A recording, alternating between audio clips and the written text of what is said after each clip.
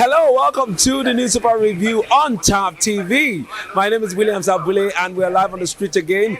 I'm bringing you the newspaper headlines here from Port Harcourt, Rivers State, Rumokoro to be precise. So yeah, if you're around Rumokoro and the environs and you want to contribute live on this program, please do well to look out for us here at Rumokoro Junction. Yeah, we'll bring you the newspaper headlines across the national dailies every other day, and this is what we're doing right now. Today being 25th of March 2024. It's a very wet Monday here in the city of Port Harcourt. It has been raining cats and dogs, as it were, here in Rivers State. But that will not deter us from bringing in the headlines. So let's jump right into it and let's see what the newspaper headlines look like. And on the Punch newspaper here, we have headlines from the top. It says here, $7 billion FX. OPS threatens to sue banks over rejected applications. Julius Berger, MTN top as capital market loses 248 billion naira. All right, that's a big loss. Both stories you find on page 9 and 17 of the Punch newspaper. Also on the Punch, at the top part here, it says federal government plans joint cable protection disruption lingers in 6 countries. I beg your pardon. I'll take the headline again. It says federal government plans joint cable protection disruption lingers in 6 countries. You know, if you live in Nigeria right now, you know that data network, call networks have been really inconsistent. You want to, browse the networks, you want to do something online and you have to struggle. Even just to transfer money from one bank to the other, it's quite a struggle this period, and it's as a result of the huge disruption in the telecommunications industry, and has resulted to many slow transactions. All right, moving on, we see here fans mourns as veteran actor Amechi Monago dies at 61. Very unfortunate. Our heart goes out to his family. He's been ill for a while, but we finally lost him to the cold hands of death. Yeah, it's still raining, like I told you. And but we'll go to our next paper, and that will be the Nation's newspaper. And on the Nation's here from the top, we see the headlines here. How to tackle national debt challenge by experts. All right, page 4 is where that story is. How to tackle national debt challenge by experts, page 4. No room for harlots in Rivers politics. And I guess you already know who's speaking. Wike, it says no room for harlots in Rivers politics. And page 4 is where that story is. You know, Wike with his own dramatic style of saying things. And if you want to know what he means, you pick up the copy of the Nation's newspaper and go to page 4. We'll move downwards. It says here, IYC, no plan to attack military facilities. Page 6 is where that story is. Vote of no confidence deepens Enugu APC crisis. Page 6 is where you get the details. And to the main headline, it says, sub-headline, it says, Obi leadership tussle deepens LP crisis. Sumonu, Shiroma, others join Aburi, must go court. All right. And that story is on page 2 of the Nation's newspaper. And you see the picture of the kidnapped students in a bus as they have been rescued from the hands of their abductors. And right under those pictures, you see the headline, Tinubu pledges safer schools after rescue of Kaduna pupils. Defense headquarters to hand over 137 Kuriga school children today. Parents recount testy days. We'll move on to our next paper for the day, and that will be the Vanguard newspaper. And we see from the top there, it says, fathers allay shocking revelations. In Benue, we had more ghost schools workers than real ones. In Benue, we had more ghost school workers than real ones. How we saved billions of naira. Discloses why he left priesthood for politics. All right, you need to get details. Page 14 of the Vanguard is where you will get that story. Suspended dukes drag Oba of Benin to court.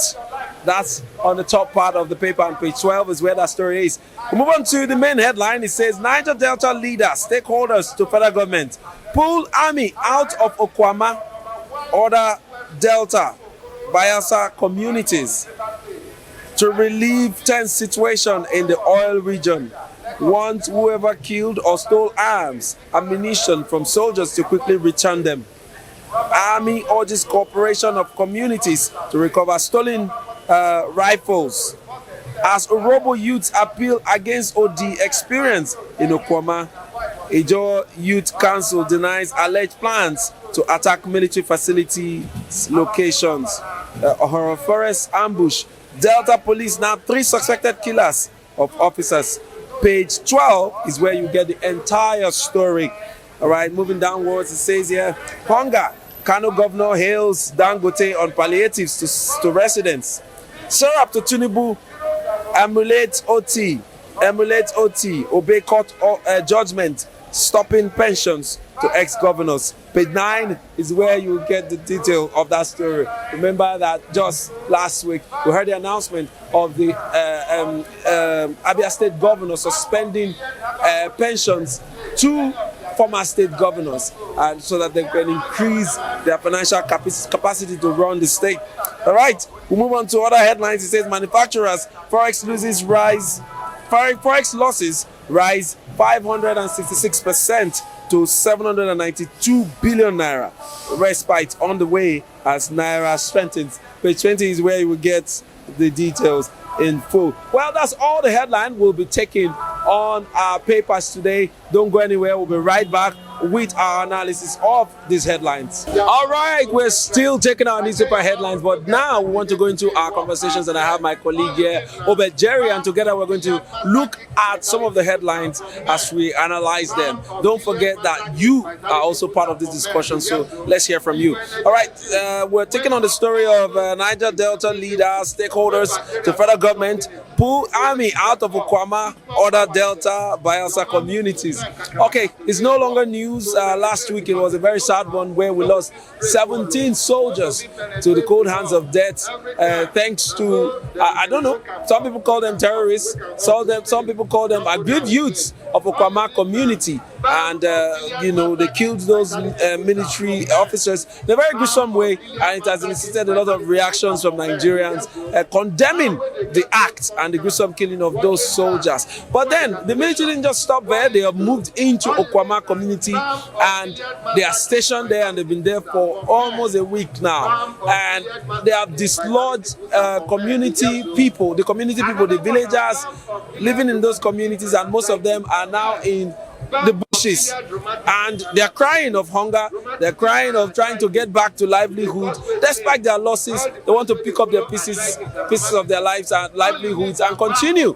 But then that is not the case, because their communities are being occupied by the military, and this has raised a lot of concern. So the Ijaw Youth Council leaders are urging the military to please be professional in their engagement with these communities. What's your take in this entire story? In my own opinion, for the military to still stay there up to this time and carrying out these kind of activities that they are doing now, I'm not saying it's wrong or right, but it doesn't sit well. You are trying to, in a way, find out people that perpetrated the act of killing 17 soldiers. But in that same way you are trying to find out what happened, you are putting the lives of other people in danger. We are complaining that 17 persons have been lost, while some persons are currently displaced in bushes. Women, children, and even men. Imagine living in your community and trying to go to a neighboring community, all because of what happened in your community, and you are sure that you are not part of what happened, you are not the cause of what happened, and then so being a part of this community now makes you a casualty of this thing. Some were complaining on Friday that they fled to their neighboring community, and these neighboring community commuters do not want to accept them, so that the army does not storm into their residence too and attack them also. Now we are trying to condone the situation at hand while putting the lives of people at risk. So we are hearing records of people that are dead. Why we cannot target that is the military that perpetrated the act at the moment. But this is one of the outcomes of the rash actions that the military are carrying out at the moment. Why not go do undercover investigations on these cases? We all know how the military do their thing. They add more forces to this thing. okay, we could see just few days ago, the Senate President, Gospel Akpabio, was saying that the perpetrators of this act are mostly from, may not be Nigerians, may not even be from these communities. And we know how this crime thing works. We know it's not 1 or 2 or 3, 4, 5 persons that would take out an attack on 17 professional soldiers and successfully kill them. The act that the army is carrying out now, we know that they are angry about what is happening, but carrying out acts in a way that would worsen the situation is uncalled for. Now, they are giving advices to those persons that perpetrated this act to return the arms and ammunition. That is another angle that is even worsening the situation. Okay, you killed these persons, you made away with their guns, their bullets, their bulletproofs and all whatnot. This now lets us know that whether we accept it or not, it is just not about that land dispute. It is just not about that land dispute. There's more to it than all what they said based on land disputes. And if the military does not stay calmly investigate this issue, I bet you they will not find out what actually is happening, because they'll just come, angrily burn down the place, scatter the environment, make people flee. When these people flee, how then would you hear from these people? If, for example, I am in that community, I live in that community, and maybe I have information as little as knowing a name of one person that is part of this thing, I would not want to speak out, because I would be scared that either I would be held responsible, or I would be held in custody, or I would not survive the next day.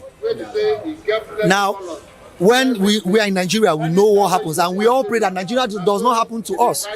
If anybody is being caught at this moment that they don't have anybody to hold to, how sure are we that those ones would not be tagged, the main perpetrators of these acts at this moment?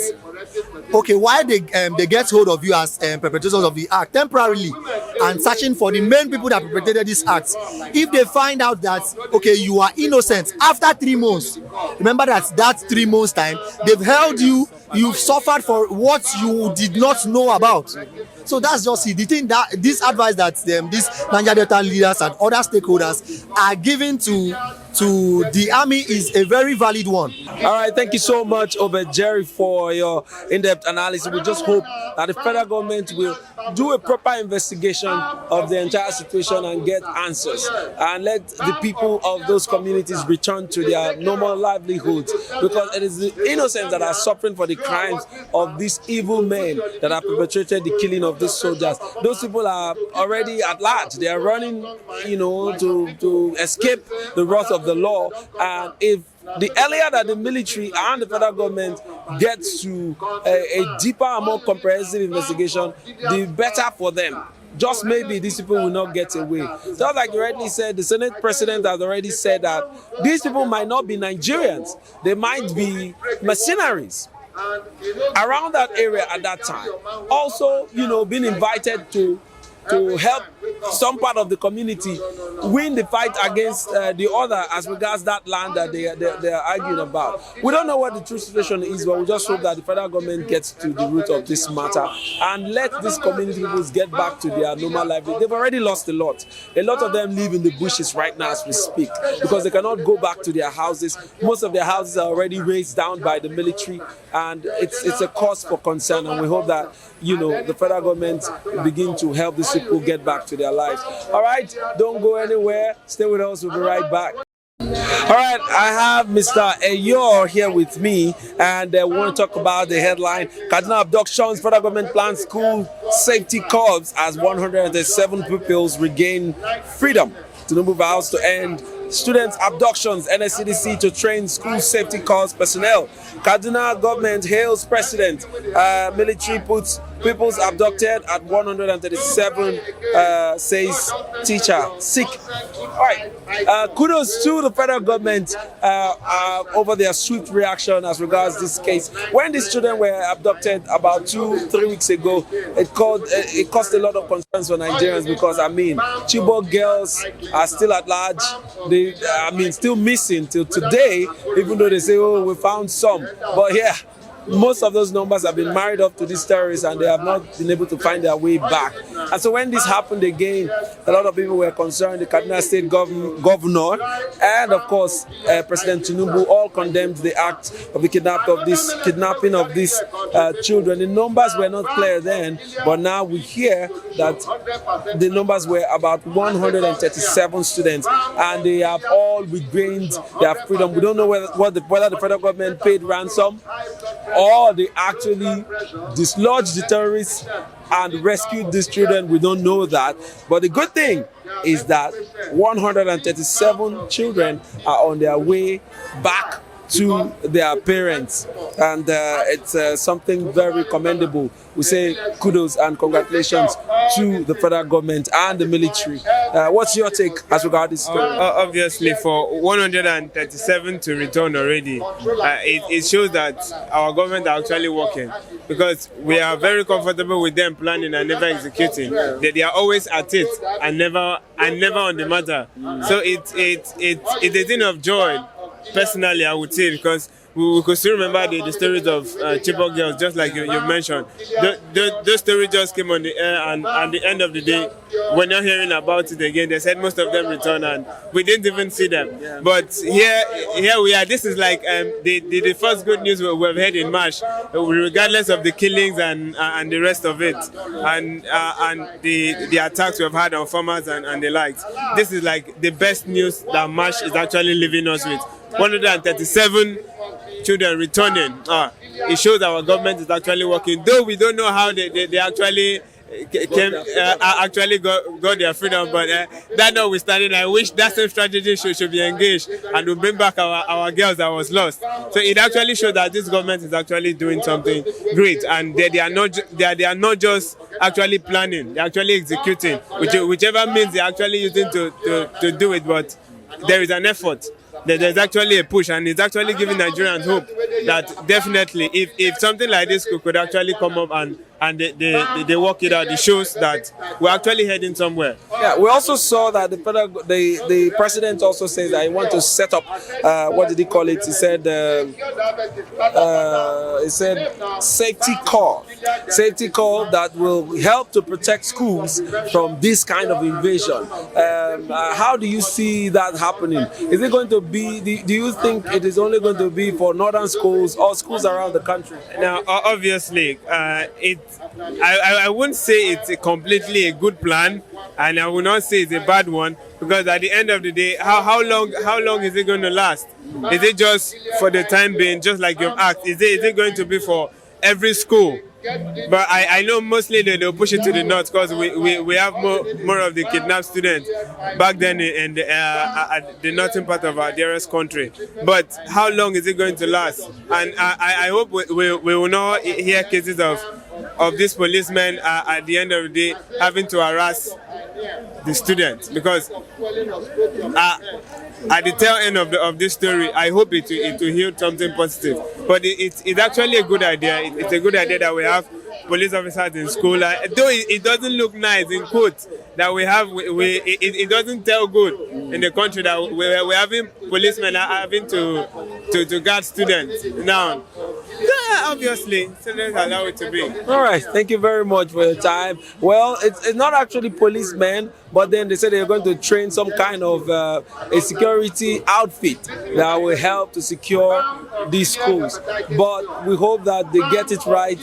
Whatever is required to be done to protect our students from being harassed and being abducted the way we have seen in the past will be welcomed by Nigerians, and let our children be able to go to school and in peace. All right, thank you so much, Mr. Eyo, and that's all we'll be taking today. I'll see you shortly.